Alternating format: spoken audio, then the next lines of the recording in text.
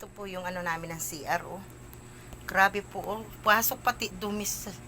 Pasok pati po yung dumi. Tinahubang ko po yung aming bowl ng timba at baka po mapuno ng tubig. Yan, oh. Mataas na naman po yung tubig, guys. Dito po, kailangan magbuta-buta, magchinilas kasi po may basa-basa na po yan. Tapos dito po sa dati ko sanang kusina, yan na po yung tubig, guys. Oh, yan, pakainan ko ng aso yan. Yan.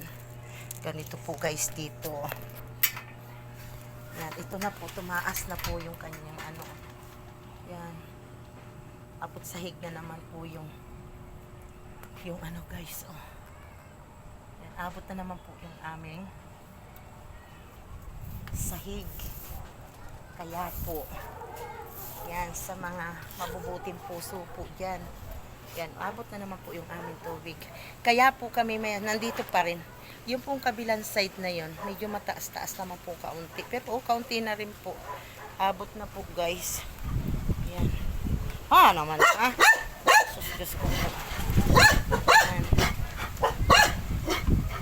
Ganyan po, guys, ang aming katayuan dito sa mga mabubuting puso po yan. Kahit pangkape lamang.